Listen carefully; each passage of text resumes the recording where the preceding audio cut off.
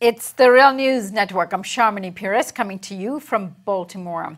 Saturday, June 10th is a National Day of Action across the United States in support of the Paris Agreement. It's calling for bold climate action. In the wake of President Trump's announcement that the U.S. is pulling out of the Paris Climate Agreement, over 1,400 U.S. cities, states, and businesses have pledged to continue their commitments to the Paris Accord. To discuss the National Day of Action and beyond, we are joined by two guests today, Thanu Yakupitiyage and Michael Brune. Thanu is a U.S. Communications Manager for 350.org, and Michael Brune is Executive Director of the Sierra Club. I thank you both for joining me today. Thanks for having us on. So let's start with you, Thanu. Tell us about the event on Saturday coming up, the National Day of Action, and what you are calling for as an organization, 350.org. Absolutely. So Saturday is a day of action that we're calling Act on Climate, and there are over 35 actions happening across the country in close to 10 states, and that number of actions is actually growing as we speak. And, you know, Saturday marks a little over a week after President Trump announced that he would have the U.S. exit the Paris Climate Agreement. And, you know, over the last week, we've seen dozens of mayors, cities, institutions, I think the count is over 1,200 now, stepping up to say that their cities and states and institutions will still stay in the Paris Climate Agreement and still meet the needs and demands of the Paris Climate Agreement despite the Trump administration's exit. And so this day of action really is to celebrate and capitalize on these commitments from mayors and cities, but also to push for those who haven't made commitments to do more. 350.org, we see that there needs to be a just transition to clean energy, and we're calling on these states, mayors, cities to really amplify their support for the Paris Climate Agreement, to divert fossil fuel industry, and to really meet the needs of our communities. Okay, Thanu. Michael, let me go to you. Give us a sense of what you're calling for at Sierra Club, and what are the challenges at this time in the area of climate change?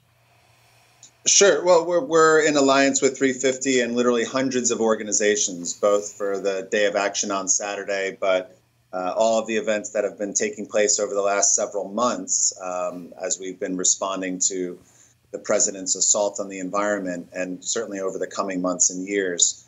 What we see right now is, as the United States is not honoring its commitments, at least from the federal government, towards the Paris Accords, this represents a need for all of us to step up as Trump steps back, and to not just say that we're going to work together at the city level or the state level or in the private sector to meet the Paris Climate Agreement commitments, but to go much further and to say that we actually recognize that climate change is a very serious moral obligation, but it also presents a very significant economic opportunity. We have a chance to solve multiple problems with one set of solutions. We can create more jobs. We can improve economic resiliency, as well as cutting air and water and climate pollution when we do make that just transition away from fossil fuels and towards clean energy.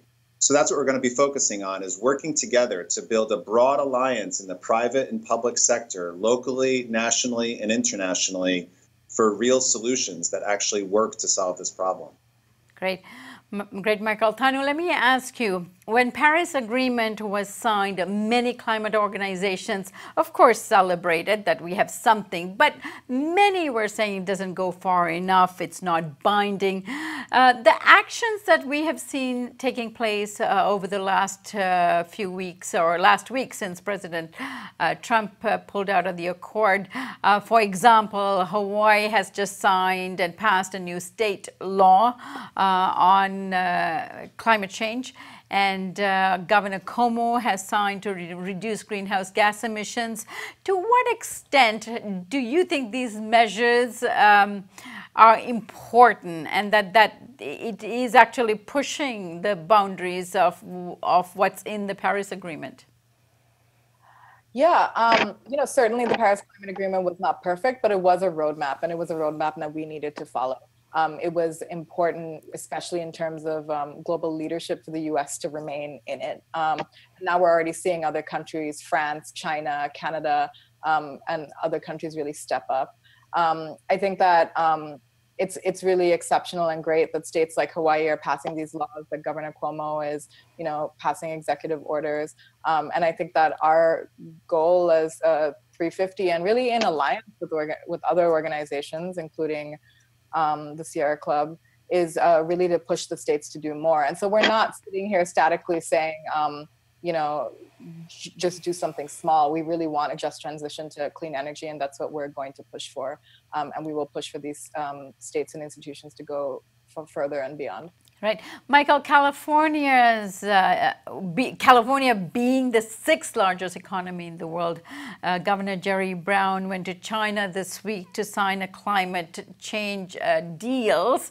And of course, this is a very important measure given their status in the world economically.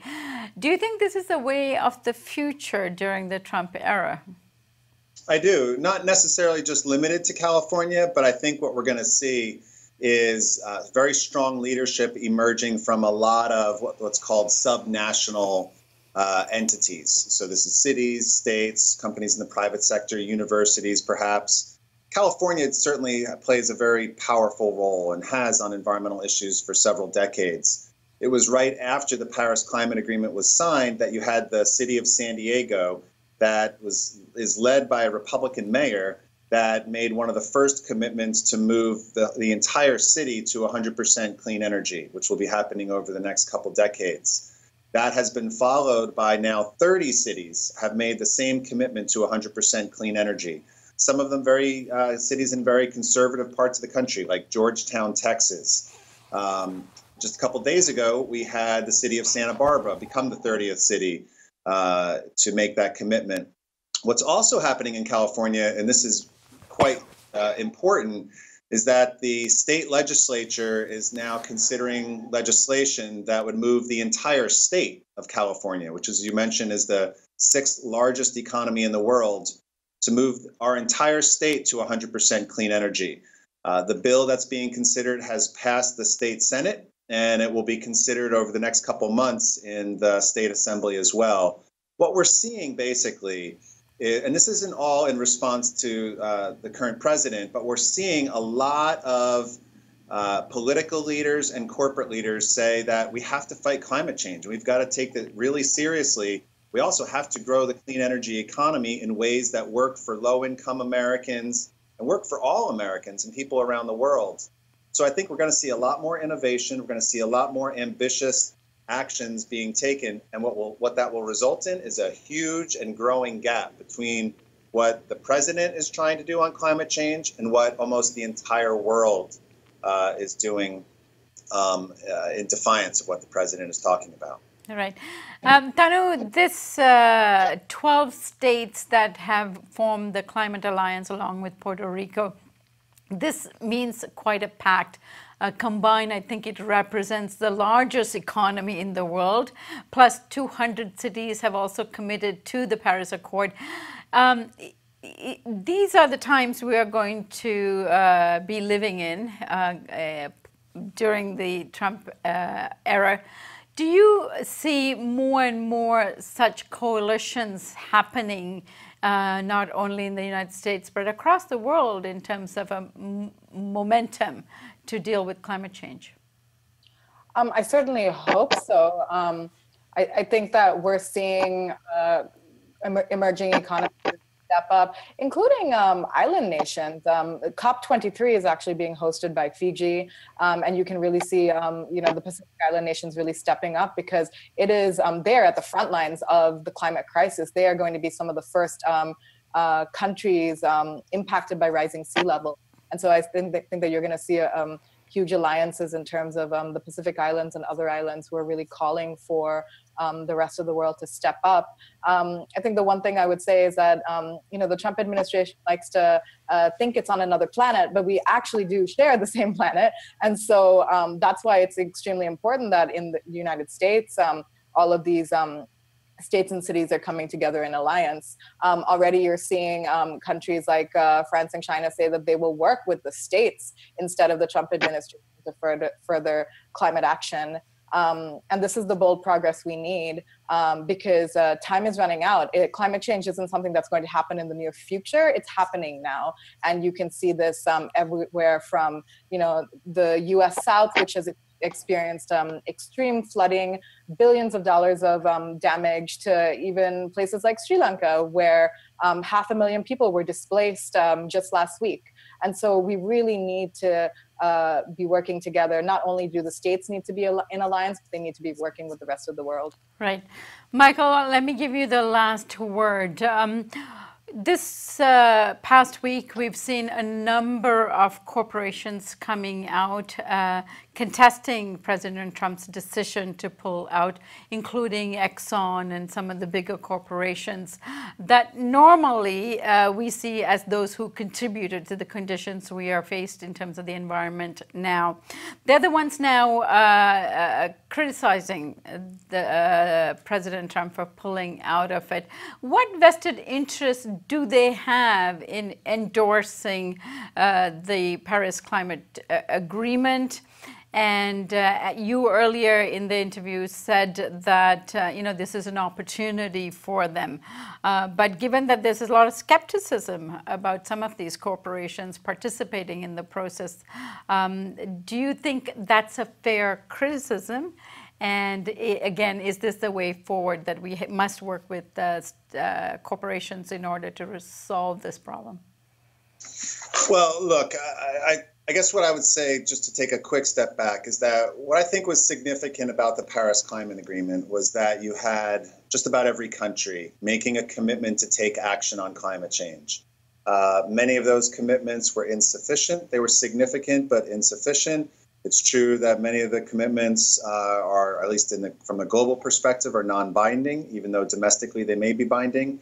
But what it showed is that around the world, the global community agrees that this is a serious problem that has to be addressed. And so that concept that we all need to do more, that we need to lean into this transition to clean energy, is now, I believe that we've reached the turning point. The fact that you saw so many companies, individuals, university presidents, mayors, prime ministers, governors, etc., responding to Donald Trump with a strong call for action shows that we have hit a turning point, and that we really do believe we should take this problem, take it seriously, show some urgency and ambition.